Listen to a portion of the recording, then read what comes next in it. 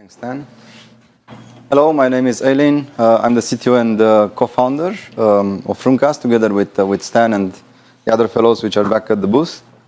So I'll just jump into the demo. So Stan mentioned earlier, the product comes as a virtual appliance. So it's basically an OVA file that you can easily download and deploy on the vCenter. It's like 1 gigabyte in size. It's pretty lightweight. We have also some deployment configuration, so you just need to set up an IP through the OVF properties. So on deployment, you can set up the IP. You can choose the deployment profile. So depending on the size of the environment, you will choose like the number of CPUs and memory that it should have. And after it boots up, you are ready to get into the UI. So this is also this UI. You probably noticed that it looks quite similar to vCenter and the other VMware products. We just wanted to make sure that our users, since it's like VMware focused, they feel as comfortable as possible with it, and we're keeping the same themes. And so after the deployment, which literally takes just a couple of minutes, you'll be able to point the appliance to the vCenters. So we just need a FQDN or IP of the vCenter. And once you give that, you'll also need to provide the username and password. As Stan mentioned, we just like read-only would work for most of the checks. For collection through SIEM of driver versions, we will need also like the SIEM permissions on the host. And after that, it will also detect if you have any NSX attached to that vCenter. So it will ask you to provide the credentials for NSX Manager as well. And then it's ready to analyze. Depending on the size of the environment, it will take about 20 seconds to 2 minutes for really huge environments to analyze. And then you'll get this dashboard, which will provide different point of views and different angles to the issues discovered. And we're covering the KB article, so that's really the core of the product, together with log issues, so matching KB articles that were found in the logs, and best practice adoption and security compliance across your environment. It can be connected to multiple vCenters, and you can see a unified dashboard with all the data aggregated in this dashboard, or you can just pick separate vCenters and just explore the data for each of them separately.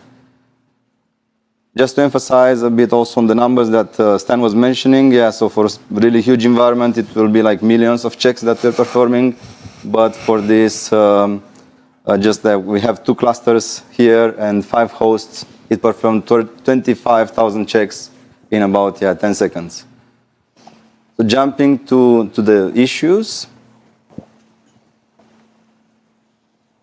And this is also one of the main dashboards where you can also track not only the issues reported, but also the changes in time. So you'll be able to see from each scan the differences, what changed from the previous scan. So what are the new issues, what issues were resolved, and so on.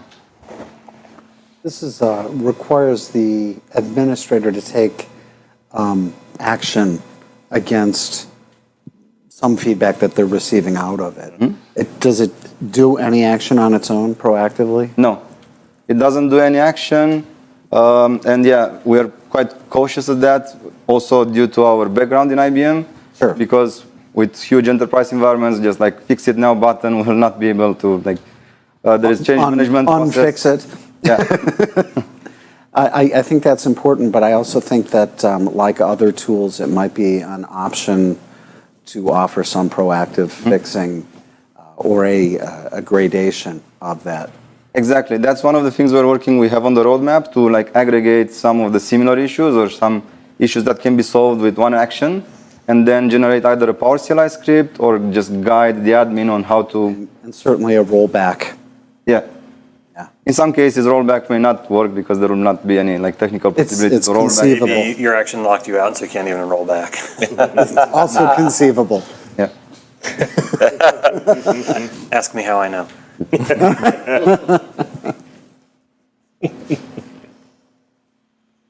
So moving into the KBs, there are a bunch of critical ones which are discovered on this demo environment. So if we just like open the details, and to remind you again that everything is just like fully on premises, all the information that is displayed here is fed directly in the appliance. So all the analysis engine, all the KB information is like stored offline in the appliance. We also provide the link to the KB so you can explore it online, but everything else is just within the appliance itself. So this is the text of the KB article with a snippet and like highlight on the resolution. This KB, for example, mentions that you may suffer a PSOD with VMXNet3 VMs running on hardware LRO-enabled hosts. And the best of all is that in findings, the admins can easily see where and why this issue is reported. So in this case, there is this VM running on a host which has hardware LRO enabled. And the VM uses a VMXNet3 adapter, and it has hardware version 11. And the build number of the host is update 2. So all these 5 things combined can lead to the PSOD anytime. It can be within the next 5 minutes or within the next 5 months. It's a risk. It's an imminent risk that needs some action. Either the workaround described, so disabling hardware LRO, or updating to anything above update 2. We are able to really look into very different and complicated interconnections between different types of objects in the inventory. And this is one of the patent pending technologies or algorithms that we've submitted a patent application for, because it's really powerful, and it allows us to discover all these potential issues which sometimes look very complex, relations between the data store, network, VM, configuration of hosts, and so on.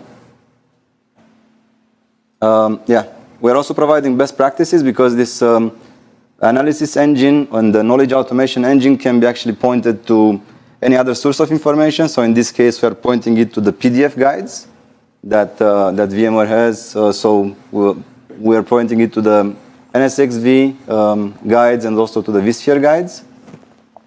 We've selected the best general best practices that can be, because there are also like some specifics of the environments, and we don't want to just create any discrepancies there whenever there is anything specific, but still there is the possibility for KBs and also for best practices to ignore whatever is reported, because there still might be some specifics of the environment which might be needed to be like canceled out from here, or maybe there are some like dev test environments which don't need to follow a specific best practice or need to be compliant with some specific security policy. And this goes, it's quite granular, so it goes down to VM level or port group level, so you can exclude any part of the environment easily using these filters. Moving on to security hardening, we're covering the VMware security hardening guidelines. So we've automated the Excel document with all the recommendations. So this is a health check view of those requirements. And again, you can drill down and see the source of this check, and also the details around it, and in findings exactly where, on which objects, and why, what are the current values which are detected. We're covering the compliance policies, DISASTIG and PCI DSS. For DISASTIG, there are also, because we really wanted to cover the whole document, so the whole set of requirements, we've automated all of them that could be like possibly automated, but for some of them, the admins will need to provide some manual input, some manual confirmation, because in some cases, they need to provide some information which we cannot get. There are some cases like make sure that the installation media was signed. Like there is no way for us to check that. So just to help them be 100% compliant with this, we've introduced these things. And in PCI DSS, we cover 220 plus of the requirements. From PCI DSS 3.2.1. And we are providing also, quite importantly for the admins, is like very valuable, the technical description, so the justification why this control ID, which is described in PCI DSS detail, so this requirement, how Runecast, this automation is contributing to that. And this is also easily exportable, so it can help with the compliance reporting. And we have a REST API that can be used to pull this data into any other reporting or automation solutions out there. We have customers using VRO workloads to just like automate remediation of some of the findings. Show us how it works with vSAN? Or are you going to get to that? Yeah, I can. So on vSAN, you can just like show these are the KBs that are discovered in this environment. So yeah, in some cases, yeah, we are also checking some the configuration on vSAN, so vSAN related configuration, and in some cases there might be also some interconnection with some settings on the VM or settings on the. You're talking about the vSAN VM, or because there's a node that runs on, or there's a module that runs on each node in vSAN. Or is it any VM? No, it's any VM. It's the whole vSAN service overall. Okay. I think there are some checks which also relate to the internals of that, but I think they are not reported here. Let me check. Yeah, they are probably not reported here. Yeah. So but they are there. In case there is any anomaly with that, it will be. In this case, it tells you that there's a patch available for, and it affects the deduplication. Mm-hmm. Does it tell you which VMs require that patch? Or? Well, it's not the VMs, it's the it's for oh, that's right. It's sitting as it's baked into module within ESX. That's right. It still would have to tell you which host. Yeah, it tells you right there. Yeah.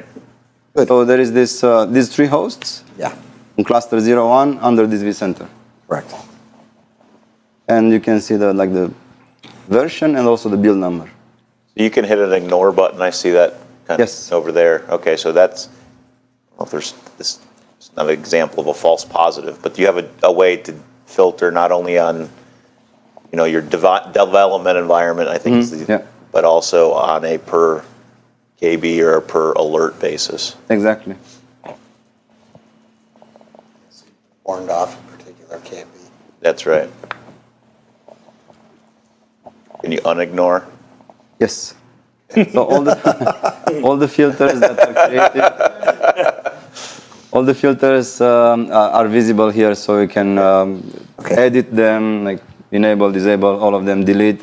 You can also export and import the filters. Yeah, we have customers in DoD environments where they have like totally air-gapped environments. So what they do is they set up all the filters on one of the appliances, and then they just like use the file to set it up the same on all the other environments.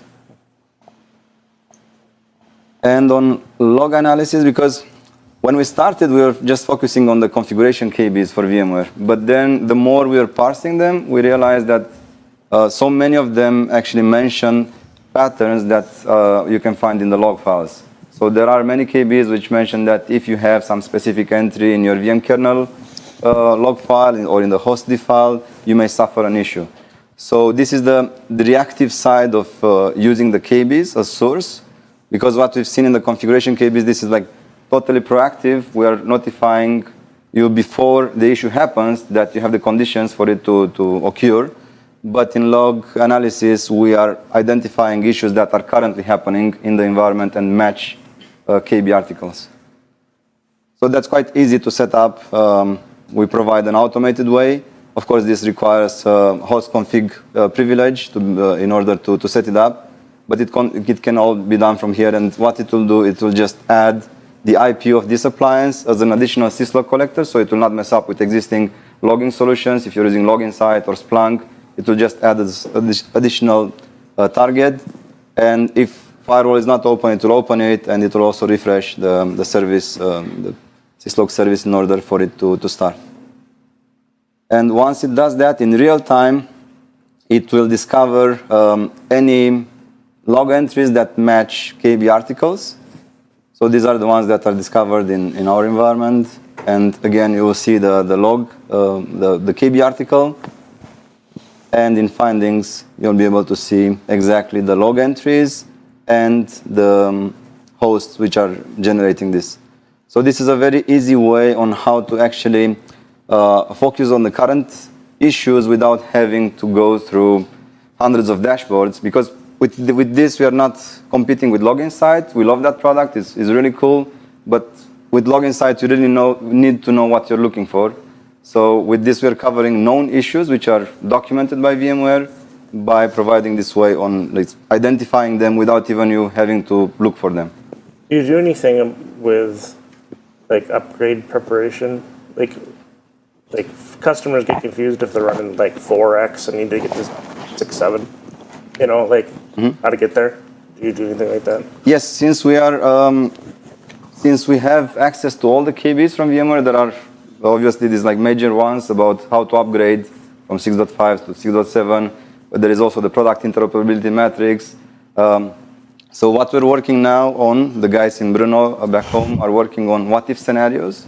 So you'll be able to select part of the environment, specific hosts or vCenter, and just say, okay, these are running on 6.5, I want to upgrade them to 6.7, and we can look into what other issues we may run into after the upgrade, and also provide a list of information of like what needs to be upgraded.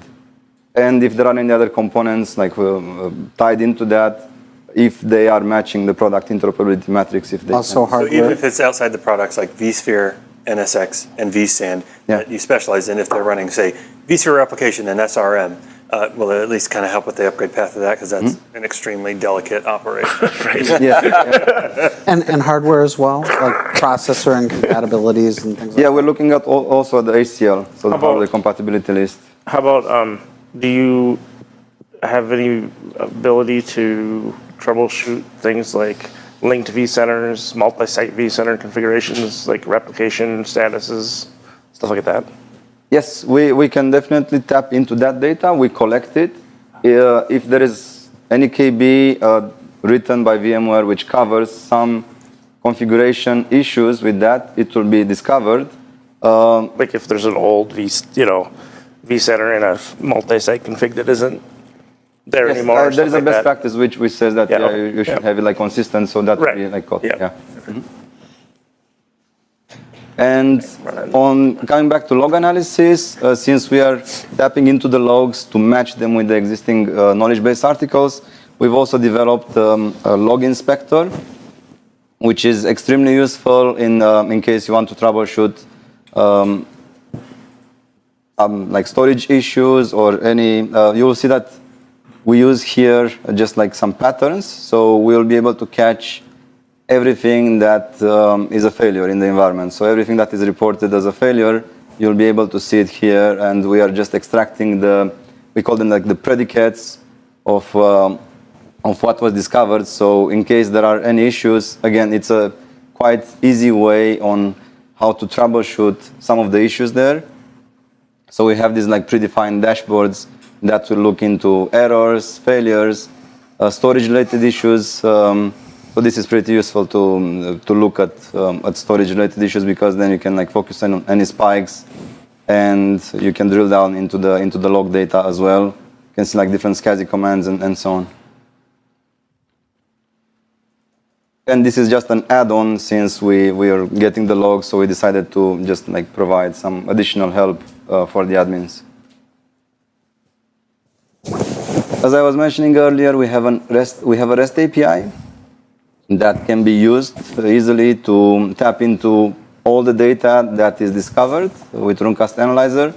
So then you can use integrations. We have integrations now with, we have a web client plugin, we have a VRO plugin, NSX plugin, and also like SolarWinds plugin, all leveraging this API.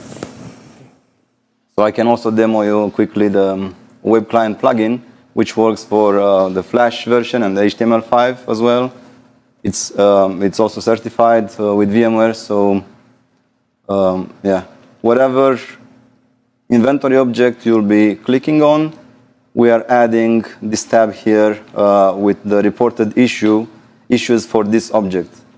So you'll be able to see all issues, or also separated if there are any vSAN issues on this host, or vSphere, or if there is NSX attached to it, we'll be able to see the NSX issues as well.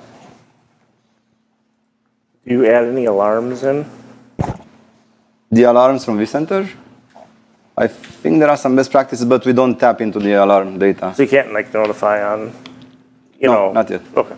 Yeah. That's on the roadmap. Yeah, we're working also on alerting engine, which will also be able to use like webhooks and so on, just to like trigger alerts based on what's found. Yeah. So I was gonna end. Okay.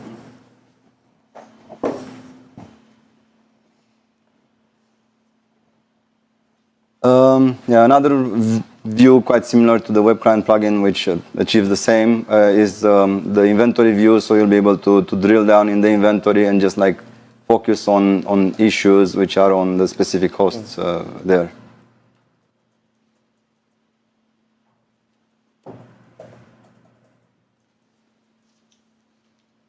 Yeah, that's about it. Did I skip anything? Yeah, just to mention regarding alerting, we do provide some alerting right now, email alerting that you can configure from the interface. So a lot of our customers are making use of that. So they receive reports with issues that are detected by Runecast.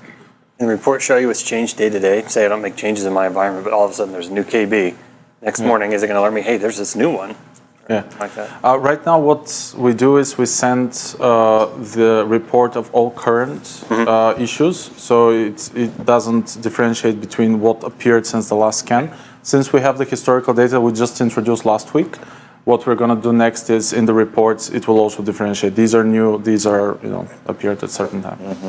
And we'll be also tracking the reasons why. So if there was any KB update recently, it will be marked here on the dashboard on the chart that, okay, there was a KB update, or if there was any vCenter added or some new hosts added, it will be displayed here.